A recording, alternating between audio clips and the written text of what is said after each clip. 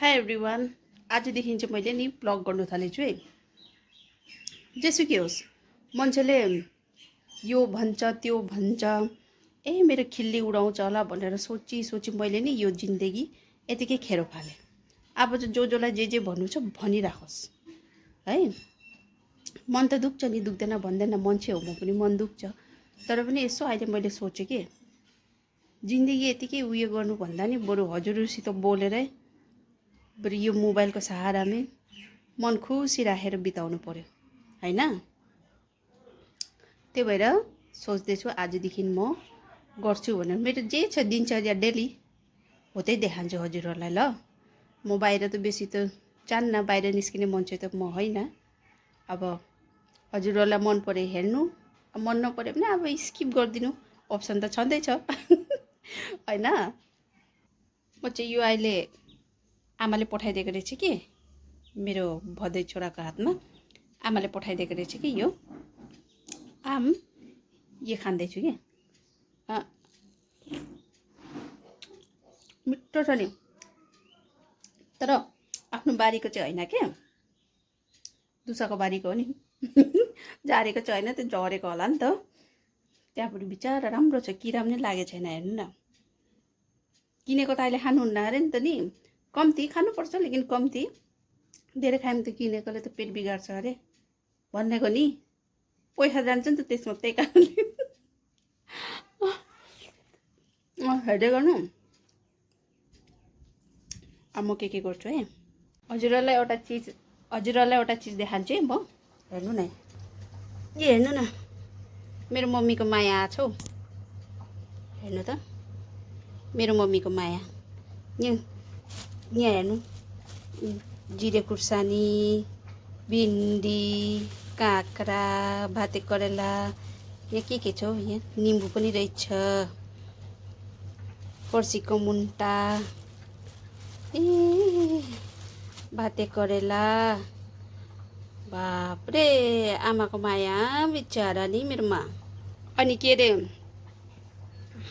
अघि आम देखाएको थिएँ, त्यो आम पनि आमाले नि पठाएको नि भुइँभरि। त्यहाँ रोजी के पठाइदिनु भएको छ हौ, लाउ पठाउनु भएको छ। यस्तो हुन्छ छोरीहरूलाई। म चाहिँ अहिले यहाँ मेरो पडोसीकोमा आएको छु कि, त्यो नानीलाई हेर्नु न, ऊ खेल्दैछ औ पत्रे आइ त्यहाँछु उही अगुन्डो किटु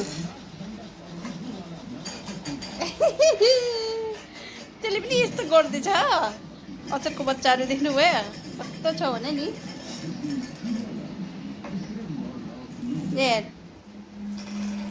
बाबा कस्तो घाम लागेछ देखाउँदैछु है, हेर्नुहोस् त, टन्नै घाम छ पुरा।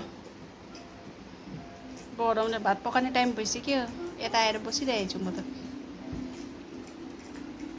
रह बदमास नि।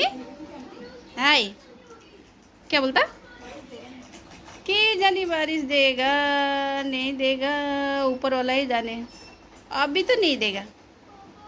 यस्तो गरम भएको छ नि, घाम आउँछ नि आन्टी भन्छ कि यसले, घाम आउने के अरे पानी पर्छ नि भन्छ। पानी पर्ने छाटकाट त छ, तर देरीमा पर्छ कि। त्यतिका जान्छु म त, सब्जी काट्छु है।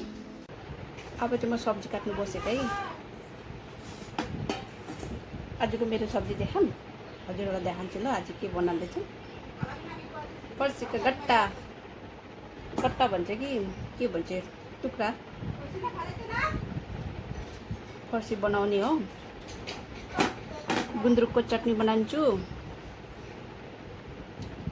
अब के बनाउँछु भने सोचेको थिएँ, बेगन चिप्स मतलब फ्राई, बेगन फ्राई बनाउँछु है।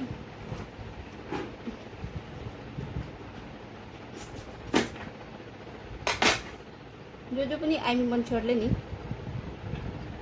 स्पेसली हाउसवाइफहरू है, म त्यस्तो गर्दैछु होइन, काम गर्दै टाइम पास अब गर्नेहरू अगर बनाउनु हुँदैछ भने नि जोडिनु है। भ्युज आओस् नआओस्, एक दुईजना बात गर्ने यसो पायो भने त राम्रो लाग्छ नि त होइन, टाइम पास हुन्छ कि। बुझ्नुभयो, एक्लै मान्छे हो नि त म। त्यही कारणले दिनमा बिहान बुढा नास्ता खायो अरे काममा गइहाल्छ, सबैजना आफ्नो आफ्नो उयसमा, अनि घरमा म एक्लै हुन्छु। त्यही भएर अब पडोसीहरू त छ नि त, हामी त रेन्ट हाउसमा बस्छु नि त, पडोसीहरू छ। अब कति उयो गर्ने होइन, बात त हुन्छ नि उनीहरूसित पनि। या टाइट पो रहेछ यसको बोक्रा त, टाइट रहेछ। नगिराइकन उयो गरौँ भनेको यहाँ हजुरहरूसित बोल्दा बोल्दै उयो भएछ, काट्दैछु है मैले चाहिँ।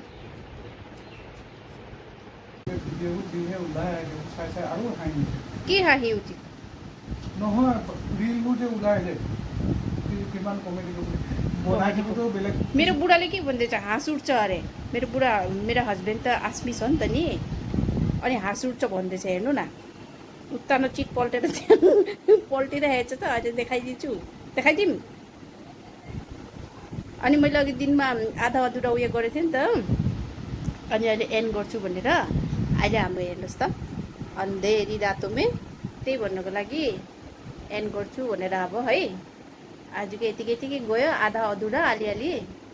त्यहाँनिर मेरो नानीले पनि त्यो गन्जी र सर्ट उयो गरेको रहेछ, त्यसलाई चाहिँ इग्नोर गरिदिनु। अनि हाँस उठ्छ भन्छ, हेर्नु न। अनि मैले त भनिहालेँ मैले किन गर्दैछु भनेर होइन हजुरहरूलाई। अनि हजुरहरूको पासमा त अप्सन छ, हाँस्यो भने नै हाँसिदिनु, अनि हाँस्नु मन लागेन र उयो गर्नु मन लागेन भने सट्टै स्किप गरेर चलिदिनु होइन। म पनि त त्यस्तै गर्छु। त्यही भन्नुको लागि आजको चाहिँ दिन खतम। बाई बाई हजुरहरूलाई। फेरि नेक्स्ट डे त भन्दैन है, म त फेरि अल्छी नै छु नि। अब कहिले हुन्छ त्यतिखेर डाल्छु नि अर्को ब्लग चाहिँ, ल। Till then stay tune, bye by.